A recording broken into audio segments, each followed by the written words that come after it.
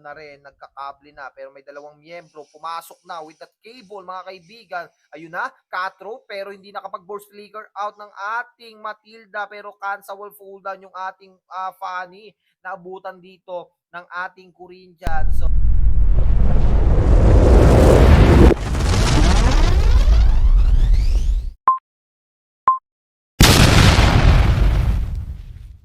okay. So sa bandang bottom lane naman, yung entropy kinasa medyo masakit. Tempest of Blade nilapag. Uy, ang ganda ng takas dito ng ating Alice. Magtitipi out na nga. Pero may nakaabang. Yung Matilda ando doon na. Uy, natalo na. Pero nakapag-escape pa nga po.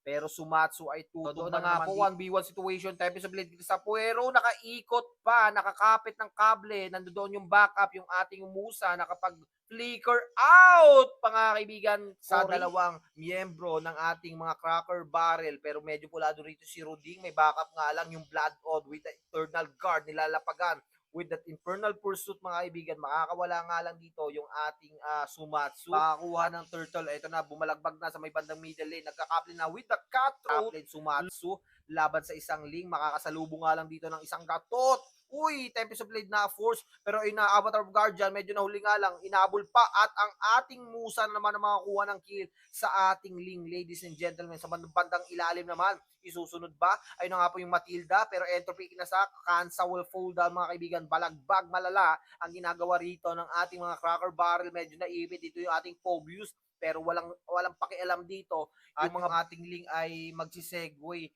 kukunin na naman yung blue buffs niya at hindi na makakawala yung Ling, medyo pulado na, cutthroat na naman siya rito ng may bandang top lane yung Lord at Glorious Pathway kinasa na ang ating Fanny nandoon, nagkakable na, medyo pulado rito ang side ng mga batang M. Cutthroat ibinigay, Supernova magiging kapalit dito ng isang Giant Waver, ladies and gentlemen, dito Avatar of Guardian. Uy, may nahuli rito yung Phobius, pero inilapag na rin yung Ethereal Guard.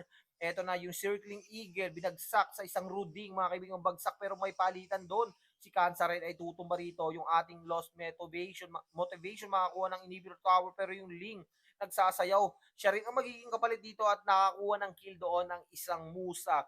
3-1 ang magiging palitan dito mga kaibigan, pero ito tingnan natin yung makapagdepensa ang isang Nathan, pero yung Blood Odd ikinagat na mga kaibigan, kumakagat na yung mga minions na doon. Yung Fanny pumasok naman, Cutthroat, Giant Beaver will fall down, isusunod yung ating Lord Kyle mga kaibigan, nag-tower lock na ang ating mga cracker barrel, and that's gonna be the end of our second game, ladies and gentlemen.